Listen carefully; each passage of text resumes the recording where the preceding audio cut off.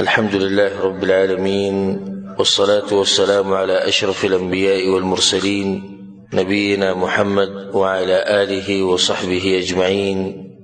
أما بعد، الله سبحانه وتعالى بتوفيق سره د سوالاتو جواباتو لسم نشست بشروع کو او بدی کی چې کوم سوالونه شوي دي درونو او د خويندو د طرف نه، ان شاء الله دا غیب هم جواب ورکو. اولنی سوال په دې نشست کې هغه دا دی، یو ورور تپوس کړی دی چې څوک تاله دعوت درکړي د ولیمې د واده په خوشحالي کې چې کومه روټۍ او په هغې کې ټنګ ټکوري او سندري، نو دغه روټۍ حرامه ده که حلاله ده؟ د دې خوراک جایز دی او که نه؟ الجواب بالله التوفیق. دعوت چې تاله څوک درکوي د یو خوراک طرف ته، نو هغه دوه قسمه. یو دعوت د ولیمې طرف ته، هغه روټۍ ته چې هغه د واده په خوشحالۍ کې. دویم دعوت عام خوراک ته چې تاله دعوت درکوي، لکه د خپل خپلوان د ملګري چې یو بل خوا له ځي راځي. جمهور العلماء دا قول دی چې د ولیمې دعوت د دې لپاره تله لازم دی، او په هغې باندې دلایل ډېر دي. و اجابة الدعوه حدیث کې د الفاظ راځي چې سړی ته وایي چې د ولیمې خوراک له به راځي، نو بیا تله لازم دی، الا دا چې ته د خپل عذر په وخت کې بیان کړي، نو بیا هېڅ خبره نه. دا دویم چې کوم دی، نو ډېره تله مستحب دی. عام ملګري خپل خپلوان ته ویل ته به راشي، نو ډېره تله لازم نه وي، خو مستحب دی. دلته خبره د ولیمې کې، د ولیمې روټۍ. ولیمې روټۍ ته تله او دغه دعوت قبلول، دا به هله کې او هله به ځي چې کله به دې کې یو څو شرطونه وي. اولنی شرط علماو دا ذکر کړی چې هلته به حرام کار نه وي، ځکه چې حرام کار یو ته ځي هلته او د هغو سره کښېني، نو ته مرسته کوې د هغوی په حرام کې، لکه ټنګ ټکور، سندرې، ډمې ډمان، نور داسې حرام کار د شریعت خلاف کار کښېني، هغې له به نه ځي. الا په یو حال کې به ځي، بیا به دعوت قبلې او ځي به چې کله ستا زوري د غلط کار د بدلولو او ستا خبره منلی کېږي، نو بیا به ځي. او که نه منلی کېږي او ستا زور هلته نه رسي، نو بیا به نه ځي. ځکه چې ته هم تلی او ناست یې او زه هم ناست یم او بل هم ناست دی بل هم ناست دی، نو هغه بیا د خپل غلط کار پرېږدي نه، ځکه چې هغوی خلک هسې هم راځي. او پخوا داسې وه د سلفو په وخت کې، او د کله چې د دینداري عامه وه، د ګناه به ناشنا ښکارېده. لکه په پوره کلي کې، علاقه کې، معاشره کې چې ته یو څو کسان به وو چې هغوی به د ګناهونه کول، نو هغه به ډېر ناشنا ښکارېدو. او اوس داسې حالت دی چې د دینداره ناشنا ښکاري. نو چې کله ته پروګرام له ورشي د واده یا بل څه، نو دا کوم چې پکې دینداره ناست وي، ده ته دا خلک ټول حیران ګوري چې دا څه قسمه انسان ګوره راغلی. حالانکه پخوا داسې و چې د دیندارو کې د بېدینه به ناست و، ده ته به د خلکو تعجب په نظر کې ته ګوره ده دی په ګناهونو کې اخته دی، هغه ګناهونه چې هغه ظاهري ګناهونه خلکو ته ښکاري دي. نو که زور دې رسي صحیح ده، که زور دې نه رسي بیا مه ځه. نو دویم شرط دا دی چې دا چا چې دعوت درکړی دی به مسلمان وي، هله تله لازم دی. ځکه چې حدیث کې دی چې حق المسلم علی المسلم، مسلمان په مسلمان باندې حق ته بیا به رسول دا خبره ذکر کړې. نو کافر که تا ته ووایي، نو هغې له تله لازم نه دي. د کافر دعوت قبلول دا لازم نه دي. یو شرط پکې دا دی چې د خوراک به مباح وي، لکه د خوراک په خپله حرام وي. لکه مثال تاله دعوت درکړي راشه د سپي غوښه یې پخ کړې ده، لکه نو اوس دې دعوت له به نه ځي، ځکه چې هلته خوراک څه دی، هغه حرام دی. دغه شان دا به کوم یو شرط دی چې د دې د لاسه تا نه چې د بل واجب کار پاتې نه شي، چې هغه د دین هم ضروري، هغه ته پرېږده هلته تلی په دعوت کې ناست. بعض علما به کې دا شرط ذکر کوي، بعض چې دا دعوت به یې تاله خاص درکړی، نو بیا د باندې لازم دی تله. لکه یو خو داسې هغه عام اعلان چې وکړي، وی راځي واده پروګرام دی، شپې روټۍ به زما سره، دا نه. چې تا ته ووایي، ټلیفون درته وکړي، ستا په نوم خط راولېږي، تا پسې راشي، نو دا دعوت تا ته خاص شو، نو بیا تله څه دي، بیا تله لازم دی. او د بل کې تله جایز دي. اوس راځو د رور د سوال لا چې دغه د روټۍ خوراک څنګه دي.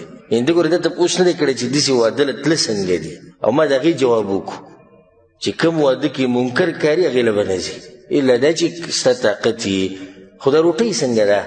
نو موږ دا وایو دا د بعضو عوامو دا فتوه ده، او بعض هغه مولیان چې هغوی دې مسله باندې پوه شوي نه دي او سره علم به نه وي، هغوی دې روټۍ ته هم حرام وایي. وایي دا روټۍ څه ده؟ دا حرام. موږ روټۍ په خپل دغه کې چې وګورې د هغې هغه ذات او هغه حلاله د هغې له څه چل دی.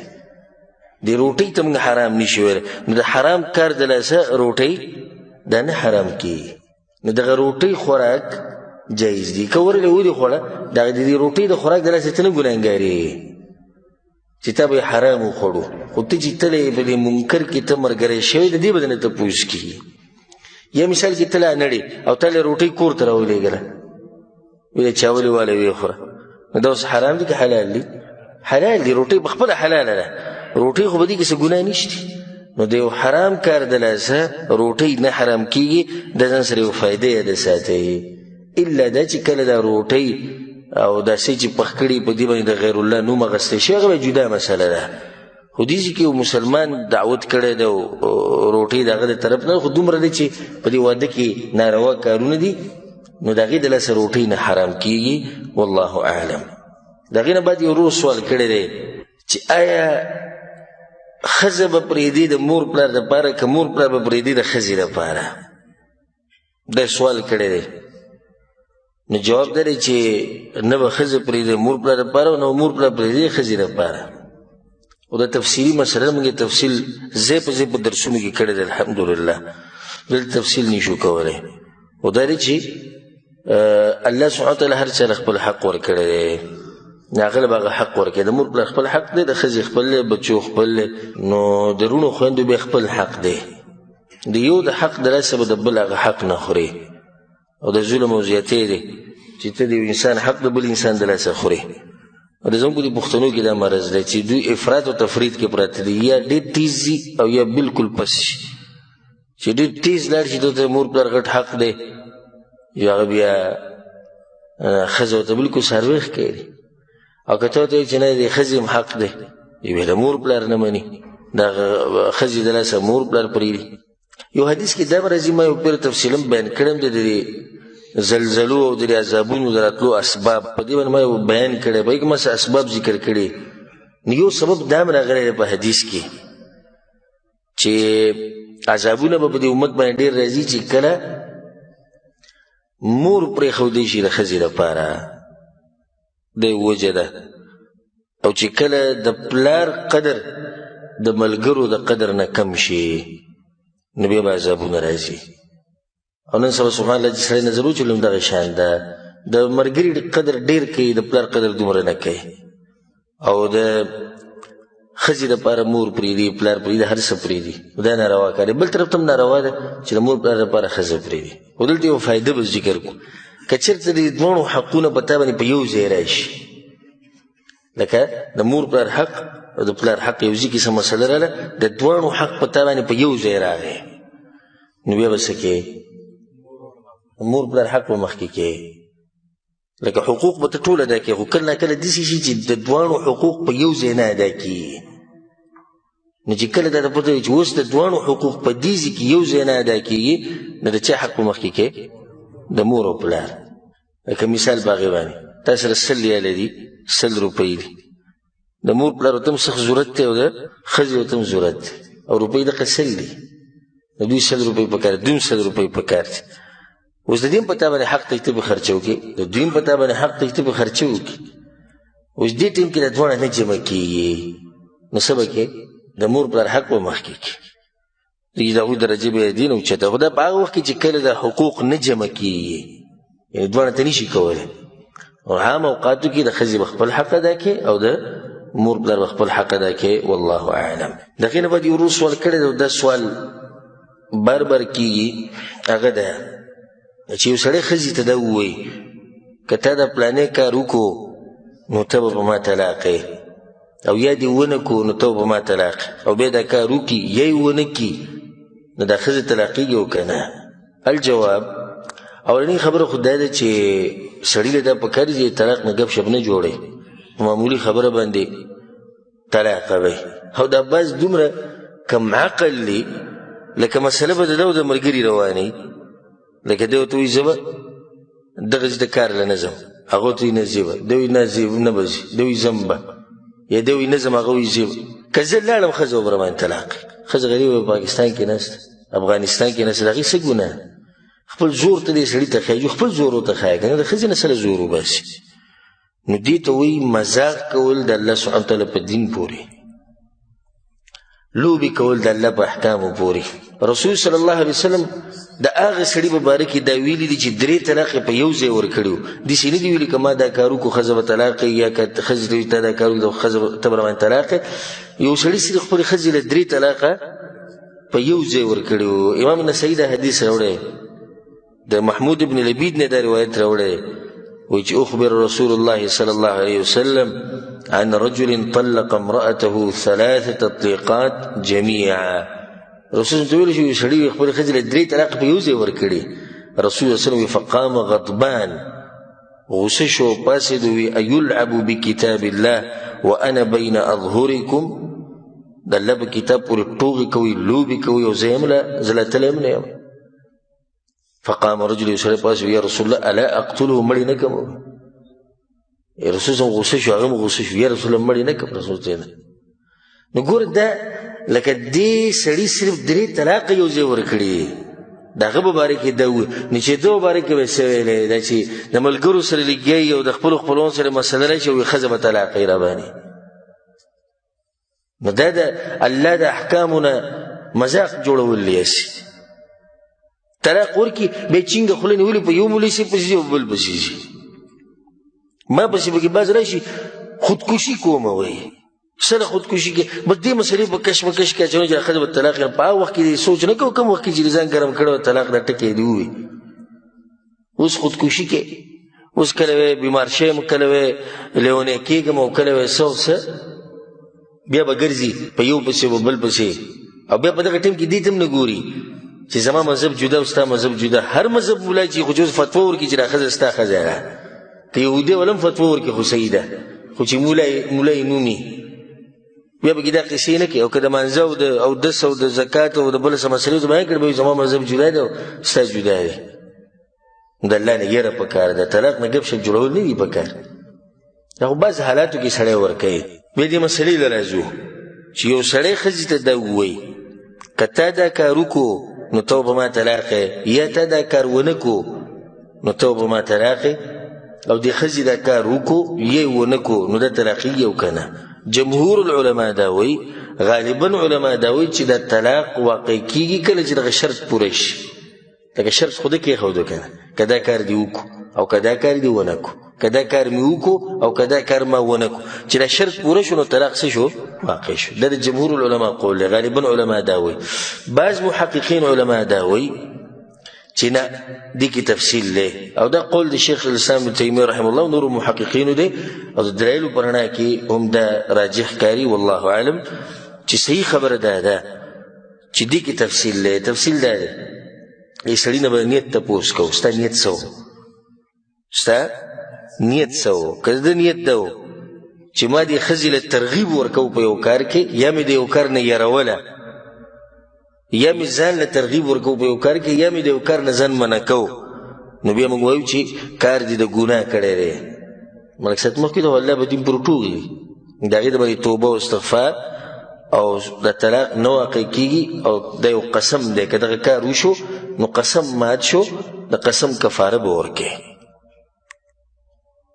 هسې که یو سړی دا وایي چې د دې نه څنګه قسم جوړېږي لکه ده خو دا وایي چې داسې کار که ما وکړو داسې به وي که داسې مو ونه کړو داسې به وي په دې باندې دلیل دا دی اگر که دې باندې دلایل نور هم دي خو بیا خبره اوږدېږي رسول صلی الله علیه وسلم په ځان باندې هغه شات هم حرام کړي او دغه شان خپله وینځه هم په ځان باندې حرام کړې وه چې هغه څوک وه ماریا نو الله سبحانه وتعالی ته چې کله دغه خبره وکړه لم تحرم ما احل الله لك تبتغي مرضات ازواجك والله غفور رحيم قد فرض الله لكم تحله ايمانكم دا قسمات کنه دا غینه څه جوړ شو قسم ته جوړ شو دا قسم شمارل کیږي دا شو قسم په دې ورسېدې که نه والله اعلم.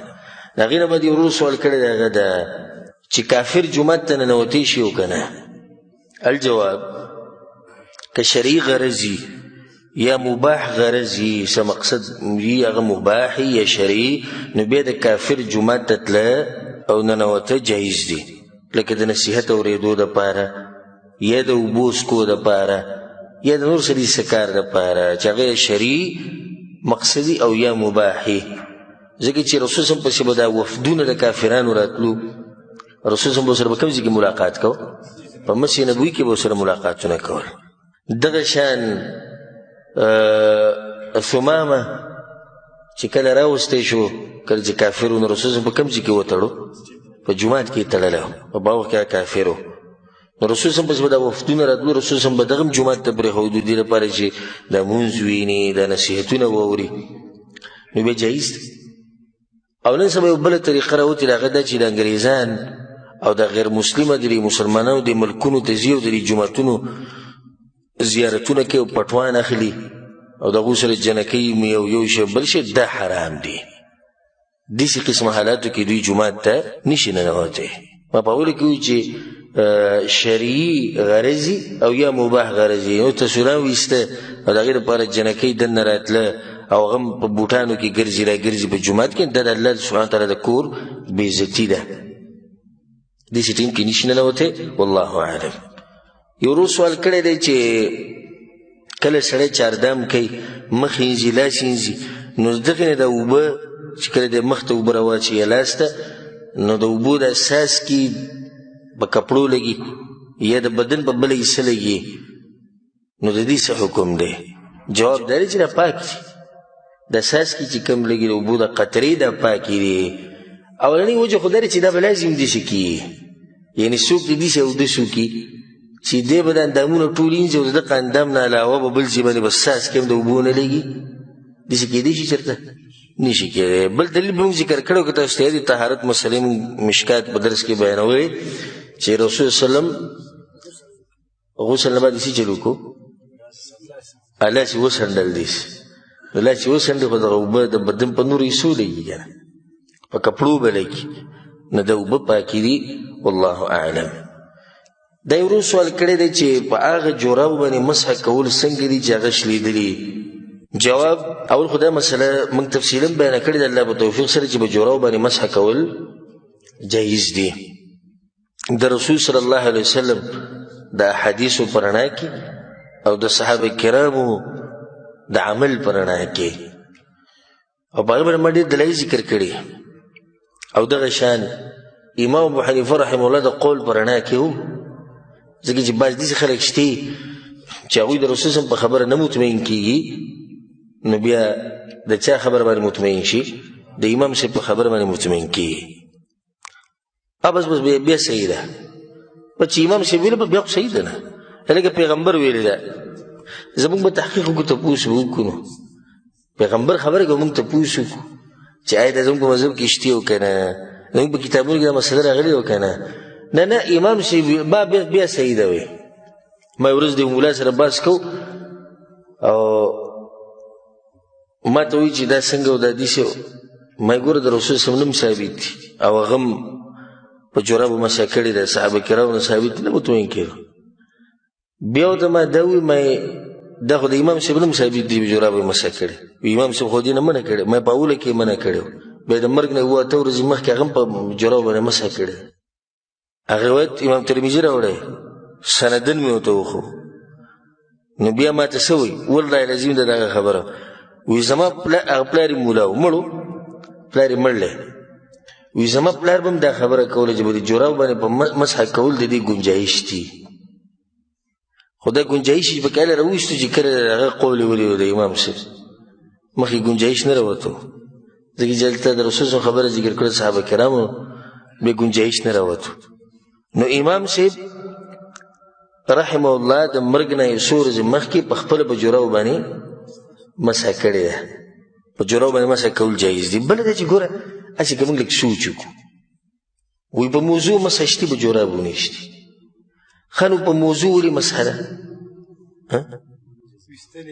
ویستلی ګران دي نو دا جوراب د موضوع ویسته خو د جورابونه اسان دي هغې ته خو نن سبا وګورې چین ورته لګېدلی چین چې کته کوي بس د جوراب ویسته ګران دي ښه دویمه وجه څه ده چې په موضوع باندې مسح کې وایي دا د شریعت د طرف نه یوه اسانتیا ده نو په دې غریب دې ولې ګرانه کړې دل هم دغه اسانتیا ورکړه که نه چې په موضوع کې اسانتیا شتي په جورابو کې نشته 3 جوراب ما په خپلو سترګو یو سپین ږیری لیدلی په پاکستان کې اودس مې کو چاردام او دغه سپین ږیري 3 جورابې وویستې خپې یې وینځلې 3 جوړې جورابې اچولې او سم یې خپې وینځې رپېدو سره نو ما کوم زه درته وایم چې دوی زموږ په مذهب کې نشته نو شریعت د اسانتیا ټول ورکړې ده موضوع والا لپاره اسانتیا نو جوراب والا لپاره هم ده امام ابن المنذر رحمه الله بخپل کتاب الاوسط کې دنیا صحابه کرام ذکر کړي دي چې هغوی نه دا نقل دي چې په جوراب باندې مسح جایز ده لکه علي بن ابي طالب عمار بن ياسر ابو مسعود انس بن مالك عبد الله بن عمر براء بن عازب بلال بن رباح ابو امامه سهل بن سعد او نور صحابه کرام رضوان الله عليهم اجمعين اوس راځو دې مسلې له چې جوراب سوري نه په دې مسح کېږي او که نه ګوره کوم علماو چې اجازت ورکړی چې په جوراب باندې مسح جایز ده نو هغو مې یو څو شرطونه پکې ایښودي بعض شروط قرآن حدیث په رڼا کې دي بعض شروط هغوی خپله یو رایه ده اجتهاد دی او کوشش دی نو دا شرط خو صحیح دی چې د جوراب باندې مسحله کې چې تا د چاردم نه بعد پخپو کړي دویم شرط دا دی چې د جوراب به خپله صحیح پاکي نو دریم شرط دا دی چې دا په دې مدت کې دن نه وي د مقیم دپاره 40 غنټې او د مسافر دپاره 3 ورځې 3 شپې او څلورم شرط دا دی چې یو هغه بې اودسي ده یو هغه اودسماتی دی چې د هغې د لاسه په انسان باندې چاردام لازم کیږي او یو هغه اودسماتی دی چې د هغې د لاسه په انسان باندې غسل لازم کیږي نه که په تا غسل لازم شوی نو بیا مسح نه کیږي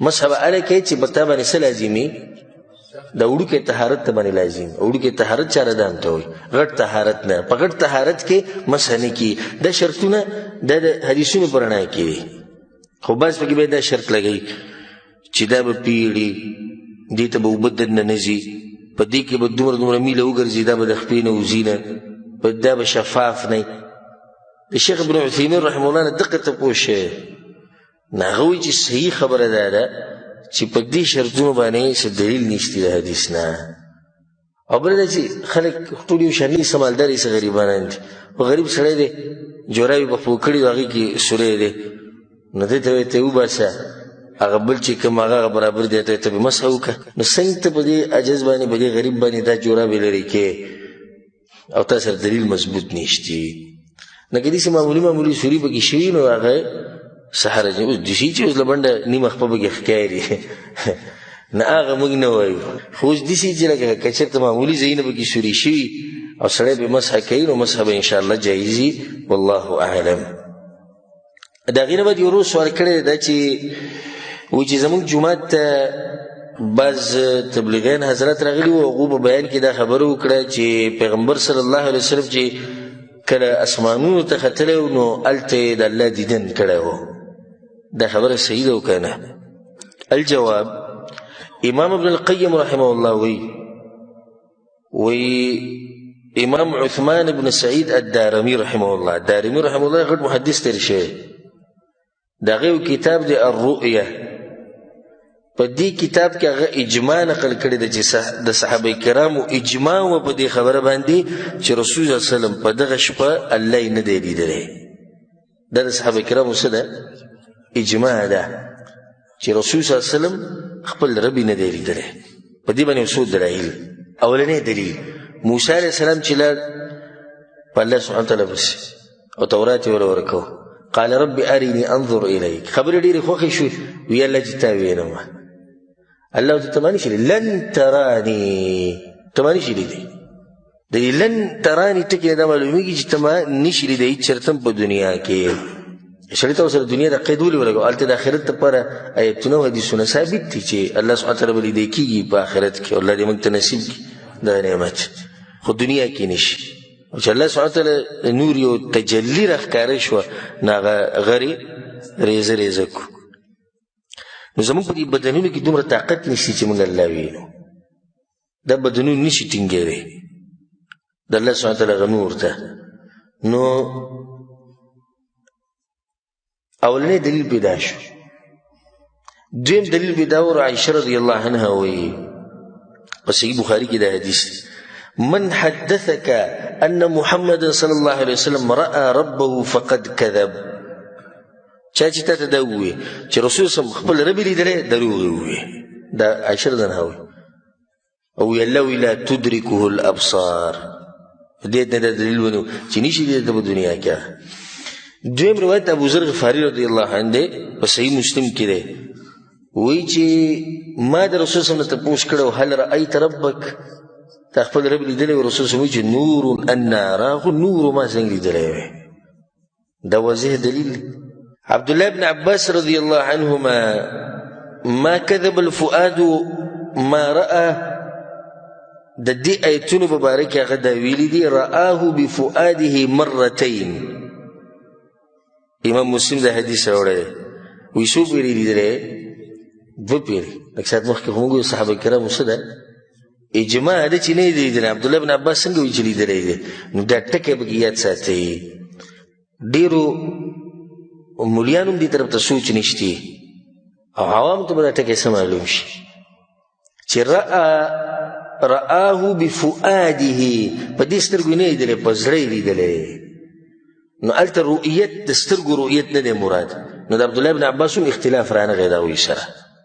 نو اجماع شوه. که داسې ویلی چې او په سترګو یې دوه پیرې لیدلی دی بیا یو خبره وه. خو داسې نه دي ویلي چې په سترګو یې دوه پیرې لیدلی بس یې څه لیدلی په زړه یې لیدلی دی. او دا رؤیت د سترګو رؤیت نه دی. خیر روایت کې دا راځي ډېر ناشنا روایت دی. مسروق رحمه الله وی كنت متکئا عند عائشة رضی الله عنها. وی زه عائشة نه خوا ته تللی وم ډډه مې لګولې و ناست وم. وی ما ته وی چې یا ابا عائشة ای ابو عائشة د هغه د زوی د هغه د لور نوم عائشة و. ثلاث من تكلم بواحدة منهن فقد أعظم على الله فريه. درې خبرې دي که چا دغه وکړي که نه په الله یې دروغ جوړ کړو. وی ما ورته چې کمې کمې دي وي چې من زعم ان محمدا رأى ربه. چا چې دا وی چې رسول صلی خپل رب لیدلی په الله یې دروغ جوړ کړو. وی چې کله دا خبره وکړه وی كنت متکئا زه ناست وم ډډه مې لګولې فجلست نو نیغ کېناستم. ما ورته چې ام المؤمنین صبر لږ انظریني ما لږ وخت راکوه تعدیم وکوه د خپله خبره نه مه پوره کوه. ولې الله نه دي ویلي په قرآن کې چې ولقد رآه بالافق المبین؟ بره اسمانونو په کنارو کې پیغمبر صلی الله علیه وسلم چې نه هغه لیدلی دا ضمیر ولې الله ته نه راځي؟ او ولې الله نه وایي ولقد رآه نزلة اخرى په دویم پیر بیا ولیدو؟ لکه بعض علما د سورة النجم د اولني دغه ایتونه چې دي دا په دې لګوي چې یعنې الله یې لیدلی. وی ما ته وی چې انا اول هذه الامه سأل عن ذلك رسول الله صلی الله علیه وسلم. زه په دې امت کې وی اولنی انسان چې ما تپوس کړی دی. عائشة رضی الله عنها وی چې د ایتونه نازل شو ما تپوس چې رسول الله تا خو لیدلی نه دی والله دا وی. وی ما ته وی چې انما هو جبریل. دا خو جبریل دی. دا خبره د چا روانه ده؟ دا خو د جبریل علیه السلام روانه ده. نو بیا ما ته وی چې ته خو خپل دلیل بیانې خو دې ته هم سوچ وکړه لا تدرکه الابصار وهو يدرك الابصار. دین استدلال وکړو عائشة رضی الله عنها. او دی وطن بیا اولي دا نوري الله سوي وما كان لبشر ان يكلمه الله الا وحيا او من وراء حجاب او يرسل رسوله. الله چرته د انسان سره داسې خبرې نه کوي چې نماز د پرده ته لرې کړي چې خبرې ورسره کوي نو یا به د وحي په ذریعه او من وراء حجاب اخوا د پردې نه. نو د رسول صلی خبرې د الله سره شوي دي دا ثابت دي. خو په منځ کې څه وه پرده وه لیدلی نه دی خپل رب. نو یا به ورسره خبرې کوي د وحي په ذریعه زړه ته به ورسره خبره وراچوي او یا به د پردې نه اخوا او یرسل رسوله یا به یو ملک راولېږي په ملایکو کې. او په روایت کې دا راځي په صحیح مسلم کې چې کوم روایت دی په هغې کې دا دي چې ده ورته ووایي د مسروق عایشه رضی الله عنها ته وی هل رأى محمد صلی الله علیه وسلم ربه، رسول صلی الله علیه وسلم خپل رب لیدلو؟ وی ما ته وی چې سبحان الله لقد قف شعري لما قلت، په بدن مې دا ویښته ودرېدې تا چې را کوم تپوس وکړو، او بیا یې دغه تفصیل ما ته وکړو. امام ابن حجر رحمه الله هم د صحیح بخاري په شرحه کې دا خبره کړې ده چې دلته د صحابه کرامو نه خو دغه واضح دي لکه عشره نه او نور چې رسول صلی الله علیه وسلم د خپل رب دیدن نه دی کړی، او عبدالله بن عباس نه دا راغلي دي چې 2 پیرې لیدلی دی، نه هغه هم دا ویلي دي چې دې ځای کې د لیدو نه څه مطلب شو؟ د زړه لیدی شو، د سترګو لیده نه دي. بله دا خبره ده لکه الله سبحانه وتعالی په قرآن کې دې واقعې ته اشاره کړې ده، رسول صلی الله علیه وسلم په حدیثونو کې تفصیلا ذکر کړی چې څه شي رسول صلی الله علیه وسلم چې بره تللی، او دی پکې نه دي ذکر کړي چې خپل رب مې لیدلی. نو چې له دومره هر څه ذکر کوي نو خدای به پکې نه ذکر کړی که نه چې ما خپل رب ولیدو، الله مې ولید، دی نه ده ذکر کړی. نو صحیح خبره دا ده چې د رسول صلی الله علیه وسلم نه دا هغه نه دی ثابت چې خپل رب لیدلی، د هغه دیدن نه دی شوی، او په آخرت کې به مسلمانان یې. والله اعلم. د هغې نه بعد ورو سوال کړی دی چې یو کس راته دا حدیث راولېږو د جابر رضی الله عنه چې کله به رسول صلی الله علیه وسلم په دنګ ځای باندې وختو نو تکبیر به وي، چې کله به کوزېدو نو تسبیح به وي سبحان الله. نو څه مرجع ورته نه دی کړی دا حدیث شته او که نه؟ الجواب دا حدیث په صحیح بخاري کې دی، د جابر بن عبدالله رضی الله عنهما روایت دی، كنا اذا صعدنا كبرنا واذا نزلنا سبحنا. موږ د رسول سره په سفر روان وو چې دنګ ځای باندې به وروختو نو تکبیر به مو وي، چې به کته را کوزېدو نو څه به مو وي؟ سبحان الله به مو وي. وجه د دې دا ده چې ته کله بره وخېږي که نه ځان ته دې شي دنګ ښکاري شي او لوی ښکاري شي او زړه کې دې سړی شي نو تکبیر الله اکبر الله ټول نه لوی دی. را کوزېږي داسې کمزورتیا دی دا را کوزېده، نو سبحان الله الله پاک دی د هرې کمزورتیا نه، د هر نقص نه، د هر نقصان. خو دلته سوال په زړه کې دا راځي چې دا موږ چې په دې کور کې لکه مثال کې به په وړو خېږو الله اکبر به وایو که نه، چې را کوزېږي سبحان الله به وایو که نه؟ د دې کې د علماو اختلاف دی. اولنی قول دا دی چې صحیح دی چې د حدیث د سفر په باره کې دی چې رسول سره موږ په سفر وو، خو دا خبره عامه ده. او دویمه خبره ده د محققین علما دا وایي، دویم قول چې نه دا په دغه پورې خاص ده، د سفر پورې، ځکه د رسول صلی الله علیه وسلم دا نه نقل چې هغه په عامو اوقاتو کې هم دا چل کړی. د دلیل په رڼا کې سړی سوچ وکړي نو د دوی دا خبره زوروره ده، خو بیا موږ دا وایو که څوک وایي نو څه حرج پکې نشته. د الله سبحانه وتعالی ذکر دی او په ذکر کې ټول خیر او خیر پروت. والله اعلم. د هغې نه بعد یو ورور سوال کړی دی چې آیا د روح او د سا دې بدن ته واپس راځي کله چې په قبر کې کېښودی شي؟ الجواب ګوره زه ټولو ته دا ویل غواړم چې د قرآن او حدیث نه مخکې کیو. مخکې ورځو کې ما خبره کړې وه په دې باندې چې سماع موتا دا مسله مړي اوري که نه اوري، نو پای کې ما قول فاصل ذکر کړی، فیصله کن قول د قرآن او حدیث په رڼا کې. ولله الحمد. نو بیا سمولیانو په ما باندې رد وکړو، د شرک لاره کوله وکړه. د څه لارې کوله وکړه؟ د شرک لاره. هغه را باندې رد وکړو هغه کوم چې ځان ته مماتیان واچوي مړي بالکل نه اوري. نو ما سوچ کو چې لکه د الله بندګانو اوس حدیث کې دا راغلي دي چې 2 ملائک راشي دا انسان کینی د دې نه تپوس کې ستا رب څوک دی، ستا دین څه دی، ستا اسلام ستا پیغمبر څوک دی، پیغمبر او د الله د دین تپوس شي. نو اوس به دې کې څه وایو چې دی نه اوري دا خبرې؟ چې نه اوري نو جواب څنګه ورکوي؟ لکه دا اوس ماشوم په دې خبره باندې پوه دی. بل رسول صلی الله علیه وسلم د پیزارو قدمونو هغه اواز اوري، و دې سره څه وکړو؟ یعنې د رسول صلی الله علیه وسلم د حدیثونه قینچي کو لرې کو ختم یې کو غزارې کو، خو چې ستا د مولیانو خبره صحیح ثابته شي. رسول الله صلی الله علیه وسلم وایي قلیب بدر وایي اوس اوري واورېده که خو موږ هلته دا تفصیل هم کړی دی چې دا بعض اوقات دي چې دې ځکه اوري، عام اصل قاعده څه ده؟ نه اوري. او دا پکې موږ ووایي چې دغه اورېده خو بالکل نشته، دا کوم چې د مشرکان ثابتوي. خو صرف دغه 2-3 ځایونه په دې 2-3 ځایونو باندې تا ته څه تکلیف دی؟ او څه د شرک لاره کولویږي دې نه؟ د دې نه به څه د شرک لاره کولو شي؟ موږ چې وایي د شرک لاره بنده کړه، شرک لاره بندې نو قرآن حدیث ختموي. بیا خو که د شرک لاره بندې د دجال نه مې انکار وکړه، ځکه چې دجال مبارک کې څه راځي چې دی باران هم راوری، دی به د ځمکې نه خزانې هم راوباسي.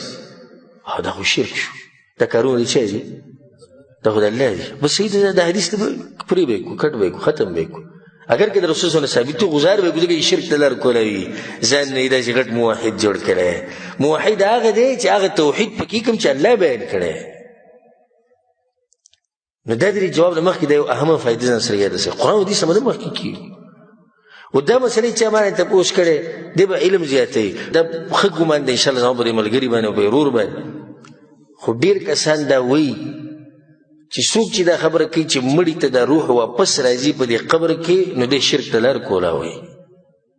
زه درته دوه حدیثونه وایم، نو بیا دغه کسان ته وایي چې اوس تاسو پوه شئ دا حدیثونه کې د پیغمبر له څه جواب ورکولی شي ورې کوي. موږ خو به د پیغمبر خبر وکړو، زموږ په ایمان دی. امام احمد بن حنبل رحمه الله روایت راوړی د براء بن عازب رضی الله عنه اوږد حدیث دی. ان العبد المؤمن اذا كان في انقطاع من الدنيا واقبال من الاخره ما سوسو پیری بیان کړي. کله چې یو بنده نیک بنده د دنیا نه روان شي او په آخرت کې ورننوځي نو ملائک راشي. اوږد حدیث دی، تاسو ته به یاد ان شاء الله.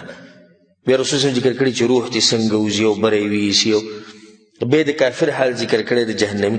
په هغه حدیث کې دا الفاظ دي، دا الفاظ دي فتعاد روحه في جسده. د چې قبر کې کېښودی شي که نو بیا وروسته دا روح د دې بدن ته واپس راځي.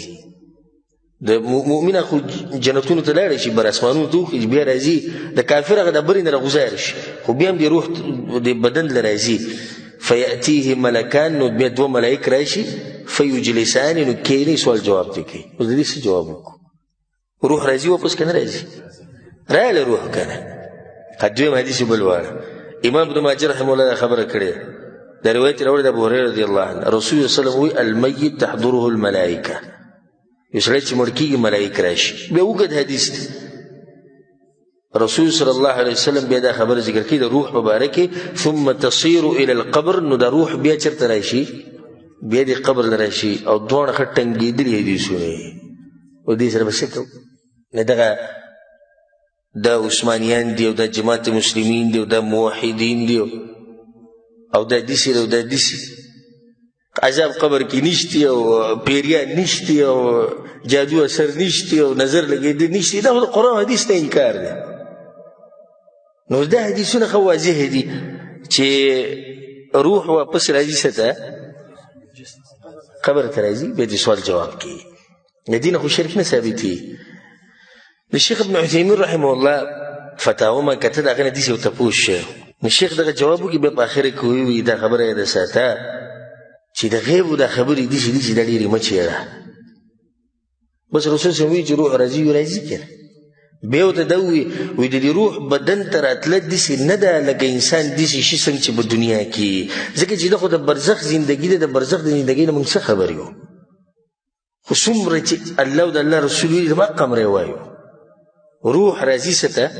بدن ته. د سوال جواب دپاره ښه دا بدن داسې شي لکه څنګه چې په دنیا کې موږ دا نه وایو.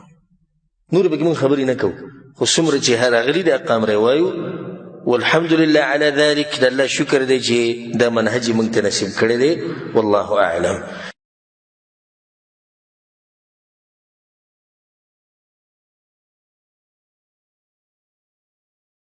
د هغې نه بعد یو روز سوال کړی د هغه دا چې زمان یاد او د هغې عمر څه تقریبا 6 کاله دی، لکه 120 کاله یا د هغې نه بره دی. نو هغه د دې لمونځونو په منځ کې فرق نشي کولی. کله ودرېږي 2 رکاته کوي د مازدیګر لمونځ، او کله د ماښام هغه 4 رکاته کوي، او د سحرا کله 4 کوي. نو دې سره به څه کوو؟ الجواب یو وی د عقل بالکل ختمېده، او یو وی په انسان باندې نسیان راتله، هېرېده. دې دواړو کې فرق دی. که یو سړی داسې عمر ته ورسي چې عقل یې ګډوډ شي، نو په ده باندې بیا مونځ هم نشتی. لکه بعض سپینګیري او بوډۍ داسې چې هغوی خبرې هم ګډې وډې کوي. دا خو لا پرېږدي چې دا ورته یاد وي چې لمانځه 100 رکعته، دا خبرې هم ګډې وډې کوي. نور څه به وایي.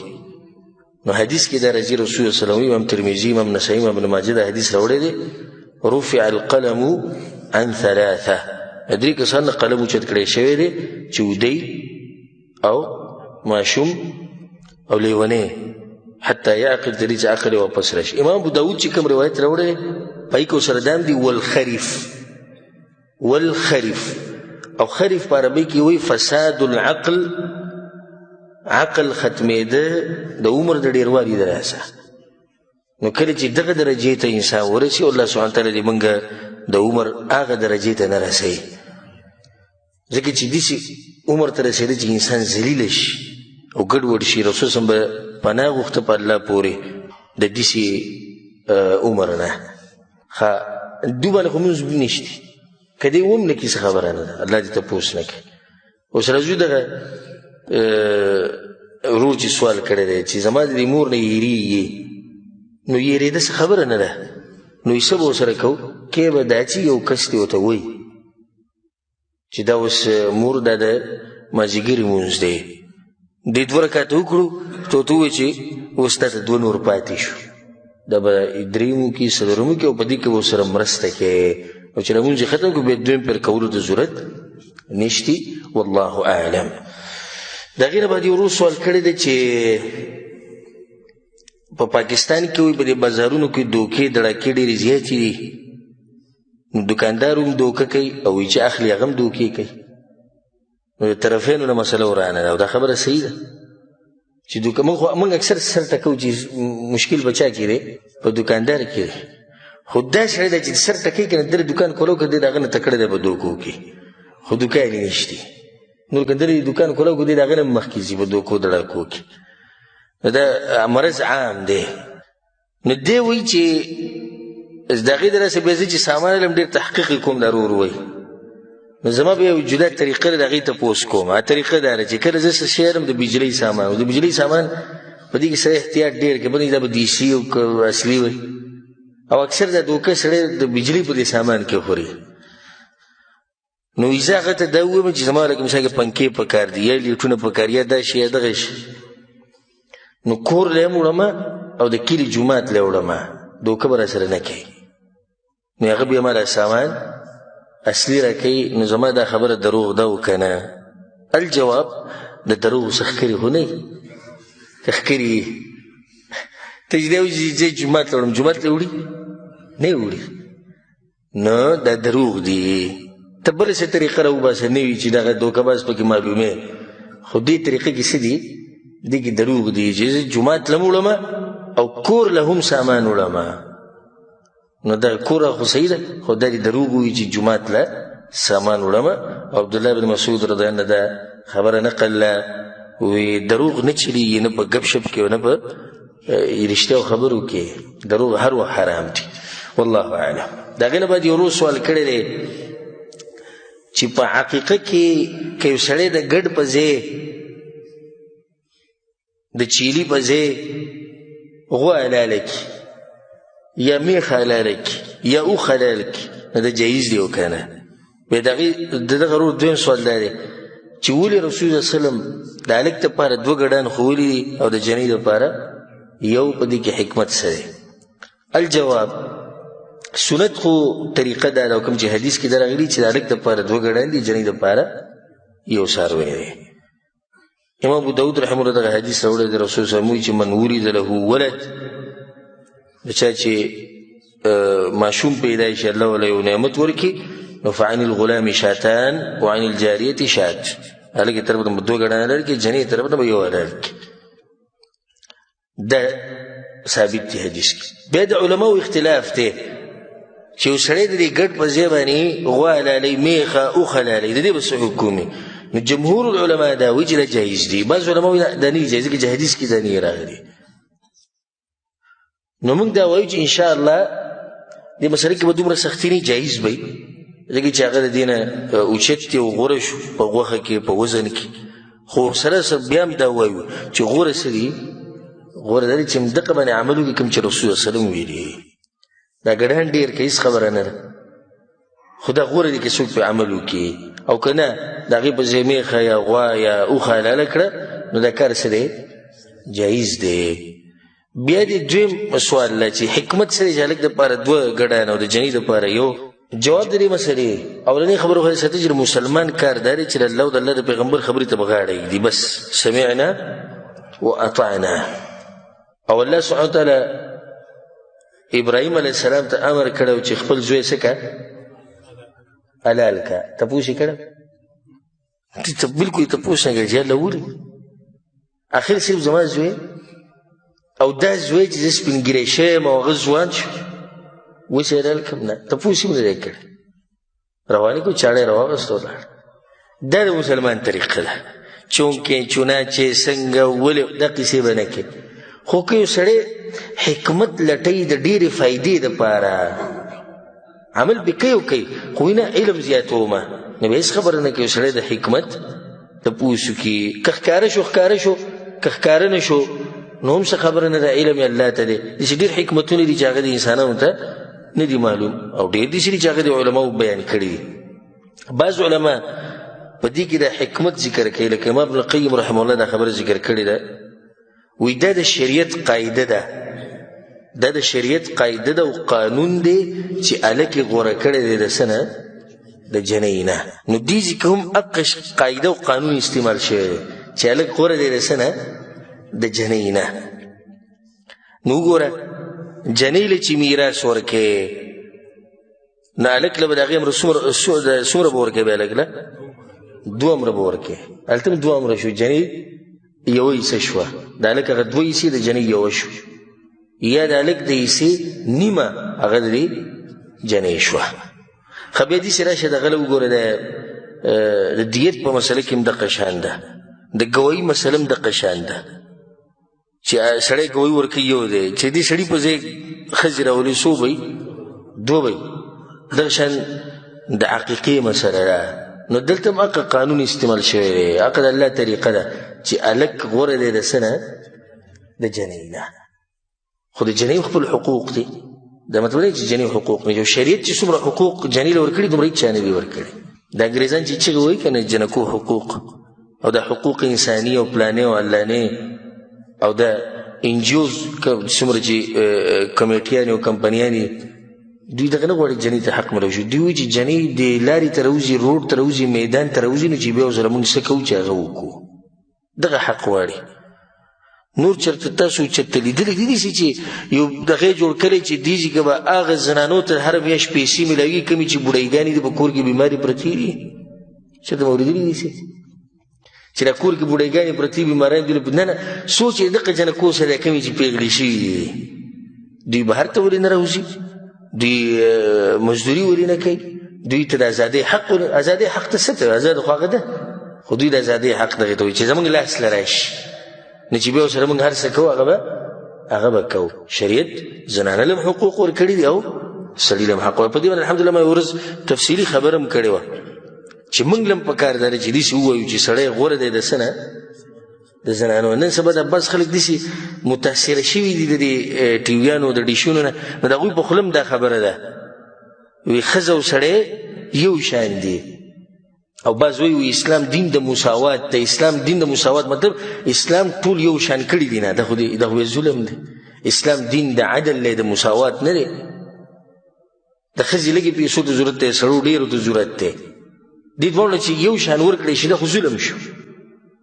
انصاف دا دی چې دله ډېرې ورکړی شي دله لږې ورکړی شي. تر دې چې دومره اثر یې کړی دا مې یوه فایده واورئ چې کله چې داسې پروګرام وي او په هغې کې لکه سټیج باندې څوک خبرې کوي او تقریر کوي نو بعض مولیان پکې هم داسې کوي او په دې پروګرام کې زنانه هم ناستي او سړي پکې هم ناستي نو دی به څه وایي زه خویندو وروڼو ته دا وایم نو کوم ټکی به مخکې کې خویندو ته وایم. انګلیش کې چې لګیا شي نو وایي لیډیز اینڈ جینٹلمین لیڈیز نه به شروع کی بہنوں اور بھائیوں کو نو بہنې به مخکې کې بیا موږ نه را ټکی شاته که الله شاته کړی او شاته کول خو دا مطلب دی چې ګزار یې که خو شاته یې که دیږي کې ځکه چې دا سړی ضرور دی د چا نه د دې ښځې نه او عقل هم ډېر دی کارونه هم ډېر دي محنت هم ډېر دی ذمهواریان هم ډېرې دي نو ځکه پکې الله دا فرق راوستی دی والله اعلم. یو ورو سوال کړی دی چې دلته بعض خلک دي چې هغوی کله ویتر لمونځ وکړي نو د هغې نه به 2 سجدې لګوي او په دې سجدو کې وایي سبوح قدوس رب الملائکة والروح او د 2 سجدو په دې منځ کې آیت الکرسي وایي نو دا کار په شریعت کې شته او که نه؟ الجواب دا په شریعت کې نشته دا بدعت دی او په بدعت کې بدعت دی دا کار څه دی بیا په دې بدعت کې هم بدعت دی وایي کار بدعت څه دی د 2 سجدې لګول ویتر نه بعد په بدعت کې بدعت دا دی چې بیا ول هغه ذکر هم خاص کړی نو په سجده کې سبوح قدوس وایه او په منځ کې څه وایه آیت الکرسي نو دا به بیا نوي مسله راغله نو په خټه کې اوبه ښه زیاتې شوې بنیادي مسله نشته دی به کې دنه بیا نورې هم ګوتې وایي دا نشته په شریعت کې دا نه ثابت د ویتر د لمانځه نه به 2 سجدې لګول دا په شریعت کې نشته ځکه دا سجدې بغیر یو خو شي سجدې سبب چې د کله کله سړی سجدې شکر ولګوي سجدې تلاوت وکړي هغه سجدې شریعت اجازه ورکړې دا بغیر اسباب او همیشه کول او بیا به ذکر خاص کول دا د رسول صلی الله علیه وسلم نه ثابت نه دا سجدې او نه دغه ذکر خو که څوک داسې ووایي او څه وایم چې دې ته به د هغه سړي سوچ ځي ذهن چې الله سبحانه وتعالی له ډېره پوهه ورکړې او علم ډېرې مسلې ورته یادي دلته ذهن ته یو مسله راتلی چې هغه د حدیث کې دا راځي چې رسول الله صلی الله علیه وسلم کان نبی صلی الله علیه وسلم یسجد سجدتین بعد الوتر رسول صلی الله علیه وسلم به ترجمه دا 2 سجدې لګولي د وتر د لمانځه نه بعد سړی ته خو بدعت خو واضح دي نو موږ دا وایو چې دا که مولا دی که عمي دی به د حدیث پوه شوی نه یې دې ځای کې سجدتین نه مراد 2 رکعته لمونځ کولې رسول صلی الله علیه وسلم به د وتر نه بعد 2 رکعته لمونځ کوو په ناسته به یې کوو دا د رسول طریقه وه چې د وتر نه بعد به څه کول 2 رکعته به بیا وکړو په ناسته به یې کول که بالفرض اسې وایو یو منټ دپاره به ومنو چې د دغه 2 سجدې دا ذکر چې پکې راوړی دی بیا بل دلیل ښیي نو نه دا سجدې شته نه دغه ذکر شته او ځکه شیخ الاسلام ابن تیمیه رحمه الله په دغه خلکو باندې رد کړی دی کوم چې د سجدتین نه دغه مراد دی او نور علما او بیا دلته یو بل حدیث ته بیانوم عبدالله بن عمر وایي حفظت عن النبي صلی الله علیه وسلم ما د رسول صلی الله علیه وسلم دا یاد کړي دي سجدتین قبل الظهر او ترجمه به درته کومه 2 سجدې د ماسپښین د لمانځه نه مخکې وسجدتين بعدها او 2 سجدې د ماسپښین د لمانځه نه بعد وسجدتين بعد المغرب او د ماښام لمانځه نه وروسته 2 سجدې وسجدتين بعد العشاء ماسپښین لمانځه نه بعد 2 سجدې وسجدتين قبل الفجر او 2 سجدې د سهار د لمانځه نه مخکې دا څه دي دا خو مونځ دی پوره که نه سجدې دي رسول الله صرف سجدې لګولې نه نو ګوره سجدتين رکعتین ورته ویلی کېږي نو دا حدیث کې راځي چې رسول الله د وتر نه بعد 2 سجدې لګولې مطلب 2 رکعاته به یې کول که حدیث کې ورسره دا هم راځي او هغه به ناسو په ناسته سجدې لګي چې سجدې لګي په تندې دې په ځمکه ولګوي که نه نو واضحه دا شوه چې د دوی دا طریقه څه ده دا غلطه ده دا بدعت دی په شریعت کې نشته والله اعلم د هغې نه بعد یو ورو سوال کړی دی هغه ده چې د 2 لمونځونه یو ځای کول په سفر کې او د باران په دوران کې دا جایز دی او که نه او ثابت دی او که نه الجواب چې دا خبره ساتئ چې د شریعت نصوص واضح دي چې دا 5 وخته لمونځونه په خپل ټیم کې کوي ان الصلاة كانت على المؤمنين كتابا موقوتا هر لمونځ په هر ټیم کې کوي د ابو موسی اشعري رضی الله عنه او عمر بن خطاب رضی الله عنه د دوی روایت ته امام ابن ابي شيبه رحمه الله راوړی دی الجمع بين الصلاتين من غير عذر من الكبائر بغیر د عذر نه 2 لمونځونه یو ځای کول دا څه دي دا ګناه کبیره ده نو ثابته شوه چې هسې خو سړی 2 لمونځونه نشي یو ځای کولی الا دا چې شریعت اجازت ورکړی نو بیا خبره ختمه شوه چې شریعت وایي دا کار داسې کوه نو بیا خو پکې ته ګوتې نشي وایلی نو شریعت دا خبره موږ ته ښوولې ده چې د سفر په دوران کې او چې کله باران وریږي تیز او په هغې کې راوته ګرانې مشکلې نو بیا 2 لمونځونه یو ځای کول څه دي جایز دي دلیلونه په ډېر زیات دي او زما درسونه واوري د بلوغ المرام شرحه چې ما کړې ده د مسافر لمونځ د باران په دوران کې هلته ما نور دلایل به ذکر کوم دلته یو ذکر کوم د وخت د کمي د لاسه په صحیح مسلم کې دا حدیث ته د عبدالله بن عباس رضی الله عنه وجمع النبي صلى الله عليه وسلم بين الظهر والعصر والمغرب والعشاء بالمدينة رسول صلی الله علیه وسلم ماسپښین مازدیګر ماښام ماسخوتن دا دوه لمونځونه یو ځای کړي په مدینه کې من غیر خوف یره هم نه وه ولا مطر او نه باران ولا سفر او نه سفر. قیل لابن عباس چا ورته وویل لما فعل ذلك رسول صلی الله علیه وسلم ولې دا کار وکړو کی لا یحرج امته امت په حرج کې نه واقع کو. عبدالله بن عباس چې درې خبرې لرې کړي چې نه بارانو نه سفرو نه یره وه مطلب دا دی چې دا درې خو معلومې دي چې دې کې به رسول صلی الله علیه وسلم دا کوو خو دلته دا درې نه وو. په دې دلیل په ورسېدې که ونه رسېدې په صحیح مسلم کې دا حدیث دی. نو سفر کې دوه لمونځونه یو ځای کول باران چې وشي خو باران هغه داسې باران چې راوته صحیح یعنې دا بعض دي شي خصوصا دلته په دې سعودي عرب کې بعض امامان چې هغوی د دین په دې مسلو ډېر زیات نه پوهېږي هغوی چې قرآن یو څو سپارې ورته د امامتي کوي بس نو هغه چې اسمان کې چې برېښنا ویني او چې ګړزه ویني چې دوه لمونځونه یو ځای کړي نو هغه خپل اسانتیا دپاره د خپلې اسانتیا دپاره. یو ورځ ما لمونځ وکړو سپین ږیری دلته جومات کې پاڅېدو نه عربی و ما ته وایي چې بل لمونځ سره زه نه یو ځای کړو باران ورېږي دنیا یې وړې ده لکه مونږ چې راتلو معمولي ساس کې کېدو او دا اوس داسې او دا داسې او دا داسې زه ترې لاړم چې ووتم هغه ساس کې هم نه و کم ساس کې چې کېدو هغه هم نه و. د دې بعضو خلکو داسې ګپ غونته کې جوړ کړی او بعض وایي زموږ په مذهب کې نشته پته نه چې دا به کوم مذهب وي. لکه زه دا ووایم دا یو ښکلې خبر ځان سره یاد ساتئ چې ته ورته ووایې قرآن دا وایي حدیث دا وایي زما په مذهب کې نشتي نو ورته وایي هغه مذهب به څه مذهب وي چې قرآن او حدیث پکې نه وي. وایي زما په مذهب کې نشته نو مذهب کې چې قرآن او حدیث نه وي بیا څه مذهب شو مذهب خو دغه دی قرآن او حدیث کې. نو دا ثابته شوه چې په بحران کې دوه لمونځونه یو ځای کول او د سفر په دوران کې دوه لمونځونه یو ځای کول دا څه دي جایز دي والله اعلم. دا نه باید ورو سوال کړی دی چې د عزیر علیه السلام دا کومه قصه چې الله ذکر کړې په سوره بقره کې چې دی 100 کاله اوده و نو وایي دې څنګه دغه ځای کې څوک ته خبر نه شو په ده باندې وایي څوک تېر شوی نه دی. سوال دا دی چې په ده باندې څوک تېر شوی نه دی که نه الله دې پټ ساتلی او که نه د دې بل څه تفسیر شتي. الجواب مشهور قول د مفسرینو دا دی چې دغه سړی او کالذي مر علی قریه دغه سړی چې په کلي باندې تېر شوی د عزیر علیه السلام و. علی قریه مشهوره خبره هم دا دی چې دا بیت المقدس دی. بیت المقدس دا وران شوی بختنصر باچا وران کړی دا خلک یې وجلي ټول دی پې تېر شو په زړه کې راغلی وګورو سبحان الله به دا بیا را ژوندی کوي داسې انکار یې نه کوو تعجب یې وکړي الله طاقت الله ورته وښوه ودې کو 100 کاله بعد راپاڅېد روټۍ ورسره وه انګور ورسره نور داسې سامان ومانو د خوراک یې راغوست هغه شان تازه پروت او اخر یې خاورې شوی و هغه ورته الله بیا را ژوندی کو هغه ته یې وګوره چې لاړ نو نوسي شوي و زامن یې بوډاګان شوي و هغه نوسي هم بوډاګان شوي او دی کم عمر کې چې ویده شوی وګورئ هغه هلک ځوان لاړ چې وکړو نوسي هم ګرځي و بوډاګان ټول نو هغو ته یې مونږ نه منو چې ته عزیر یې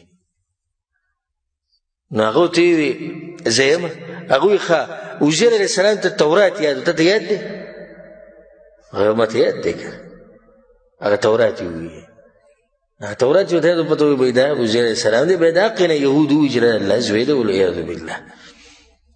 ډېرو سوال کړی دی وایي دی چا نه دی لیدلی دی څنګه پروت و داسې دا بعض سوالونه داسې دي چې امام طبري رحمه الله په خپل تفسیر کې یو ناشنا خبره کړې د یوسف علیه السلام د واقعه ذکر کېږي په سورة یوسف کې او امام طبري یو مشهور مفسر دی او ته به چې الله سبحانه وتعالی دې پیدا کړی د دې دپاره او بس چې ته به دا خلک په دې قرآن پوه کړې ټکی ټکی واضحه کوي یو غټ تفسیر چې په المارۍ کې پوره المارۍ ډکه کړي نو هغه دې ځای کې دا خبره کوي چې کله دغه ځای کې ته راورسي وشروه بثمن بخس دراهم معدوده وایي دې واغستو چې په یو څو پیسو باندې نو بیا وایي په دې کې اختلاف دی چې د څو پیسې وي په دې کې اختلاف دی چې د څو پیسې وي نو بعض وایي چې 100 وي نو بعض وایي چې 40 وي بعض لږې ډېرې ذکر کوي نو بیا هغه دا وایي وی که موږ ته پته ولګي چې څو وي او څو نه وي وزن یې څومره او څومره نه و نو موږ له فایده نه راکوي او که موږ ته پته وم نه لګي نو موږ ته څه نقصان نه میلاویږي. نو ما ټولو وروڼو او خویندو ته دا نصیحت دی چې مسلمان له پکار ده چې د آیت نه عبرت واخلي، درس دې واخلي.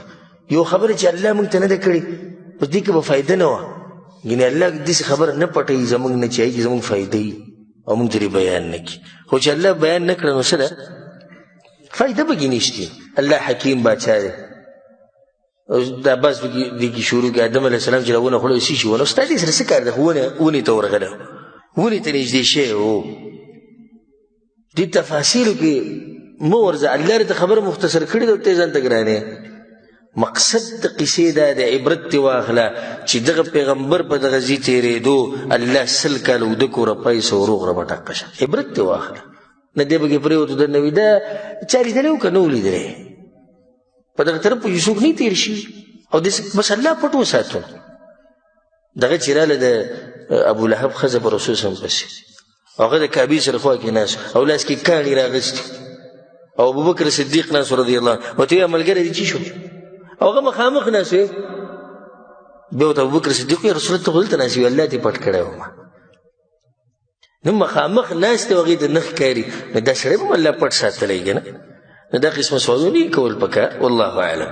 دا یو خور سوال کړی دی چې د دې حدیث څه مطلب دی؟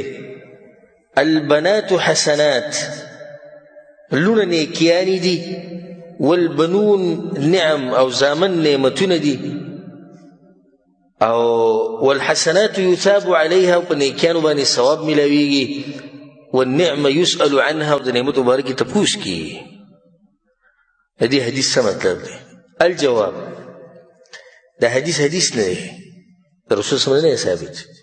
دا د بعضو سلفو قول دی، لکه امام ابن عبدالبر رحمه الله د محمد بن سليمان نقل کړي چې البنون نعم والبنات حسنات والله عز وجل يحاسب على النعم ويجازي على الحسنات. دا د بعضو سلفو نه نقل دی خو د رسول صلی الله علیه وسلم نه نقل. به دې خبرې له راځو وایي زوی نعمت دی لور نیکي ده. موږ وایو نه، زوی نعمت دی لور هم نعمت دی. دا نعمت دی دا هم نعمت او دا هم نعمت. وایي لونه نیکیانې دي. موږ غلط دی وایي على اطلاق داسې مه وایه. بعض لونه د انسان دپاره عذاب شي. او زامن صرف نعمتونه نه، بعض زامن به کېدای شي چې د مور پلار هغه عزت په دنیا او آخرت کې د اسمان ته ورسوي. دا نعمت نه شو؟ نیکي نه شو؟ نو دا بچی نعمت خو هر یو دی. هلک او جنۍ دواړه څه دي؟ نعمت دی د الله طرف نه. بیا دا نیکیانې دي چې ثواب پرې میلاویږي. موږ وایو عامه خبره موږ نشو کولی چې کم پکې نیک عمله وي دا د مور پلار لپاره څه شو؟ دا نیکیانې شوي که نه، د دې به ورته ثواب میلاویږي. خو داسې نه چې جنکۍ ټولې داسې دي او هلکان صرف نعمتونه دي. نه، هلک او جنۍ دواړه نعمت دی. ښه دا نیکي ده چې الله به پرې اجر درکوي او که نه د هغه وروسته به پته لګي چې دې نیک عمله دی او که نه دی. تا ول تربیت څنګه کړی دی، تا څنګه لوی کړی، دا خبره اوس ستا په لاس کې ده. ورسېدې په دې مسله باندې؟ والله اعلم. دا یو ورور ډېر اهم سوال کړی دی. وایي د انشورنس کمپنیانو کې کار کول جایز دی او که نه؟ انشورنس چې کوي د بیمارۍ او د ګاډو د کورونو د هر څه.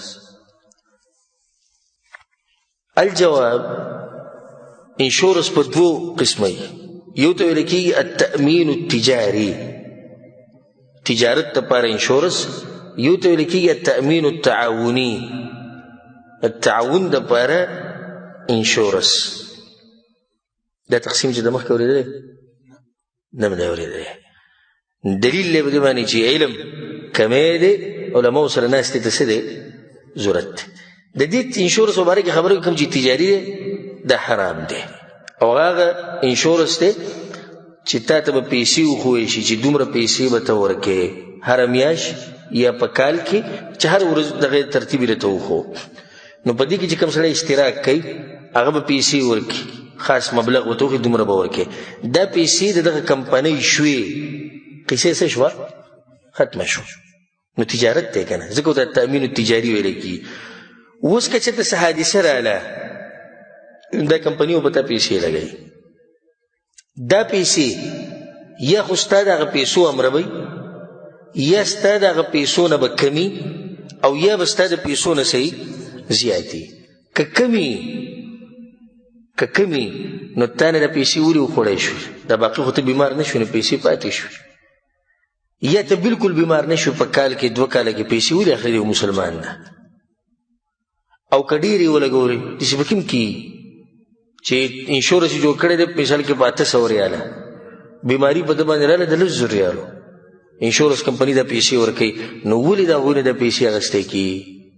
رب العالمین څومره ښکلی شریعت رالیږلی چا سره ظلم ونه شي. نو انشورنس حرام دی چې څومره انواع دي. دې باندې غټو علماو فتوا ده، ټول علماو دا فتوا ده، او د سعودي عرب هیئت کبار العلماء او د مفتي صاحب د ټولو دغه فتوا ده. دویم انشورنس چې هغه جایز دی او هغې ته التأمین التعاوني ویلی کېږي.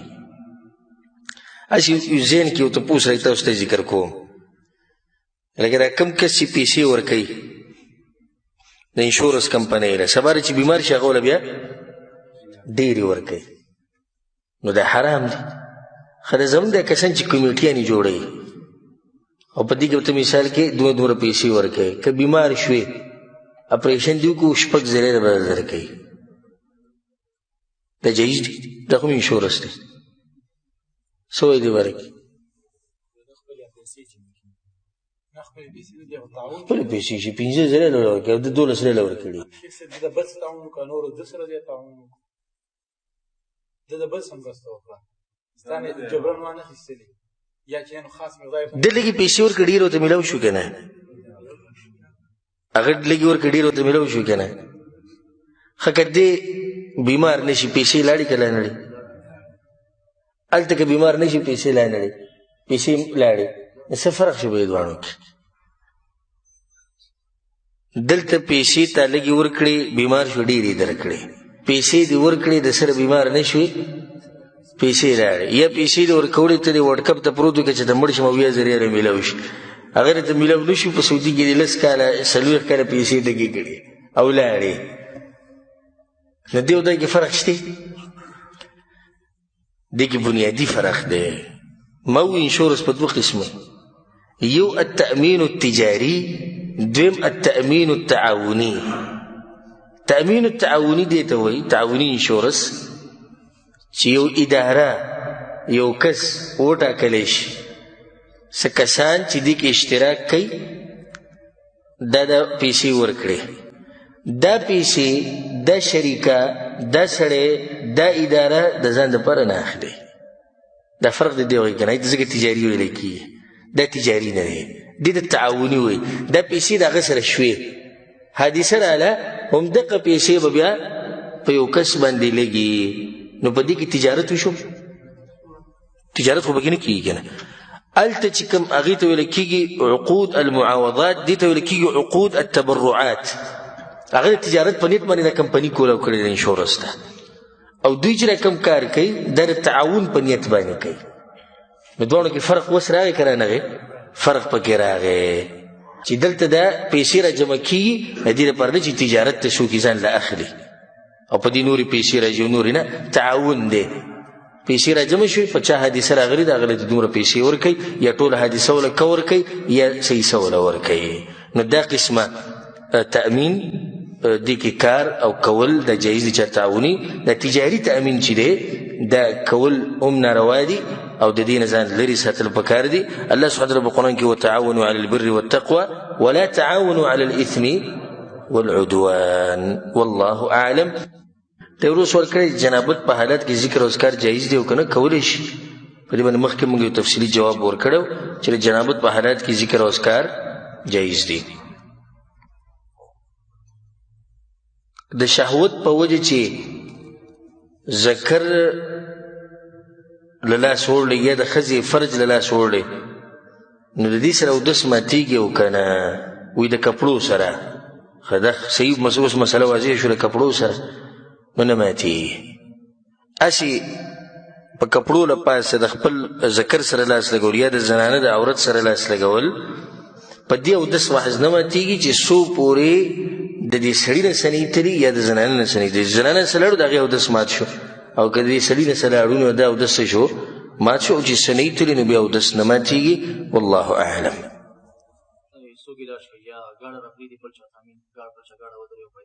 دا یو ښکلی سوال دی چې د انشورنس پرې دا کې اکثر داسې کېږي چې د بل سړي تامین استعمالوي او ګاډی وجنګوي نه بل ته وایي ته خپل تامین نه وړه دا دروغ دی دوکه ده او دا حرام دی بعض وایي هسې حرام دی حرام که حرام نه دی دا مطلب نه چې ته اوس دروغ او دوکې او دړاکې کوه نو دا حرام دی او دا دوکه ده والله اعلم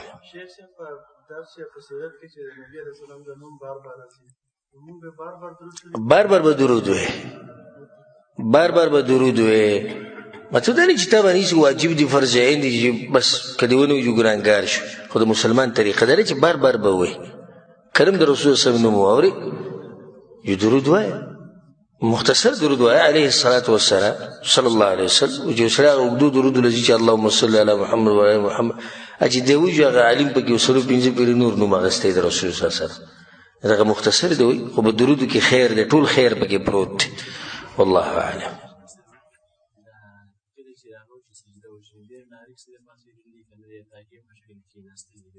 هغې ته جلسه استراحت وایي چې انسان د اولني رکعت نه دویم ته پاسي او د دریم نه څلورم ته پاسي ډایرکټ به پاسي که نه جلسه استراحت به کوي نو د رسول صلی الله علیه وسلم نه جلسه استراحت ثابته ده او کله نه کله نه کول هم ثابت دي نو صحیح طریقه دا ده چې کوئ او کله نه کله مه کوه داسې به لازم کیم نه چې بس لازم ده نه دا کمزوري خبره چې بلکل لازمه او کم علما چې د دې نه جوابونه کوي او بلکل نه ثابتوي نو د هغوی خبره هم کمزوري ده نو صحیح طریقه ده چې جلسه استراحت کوئ او کله نه کله مه کوه والله اعلم وصلى الله على نبينا محمد وعلى آله وصحبه أجمعين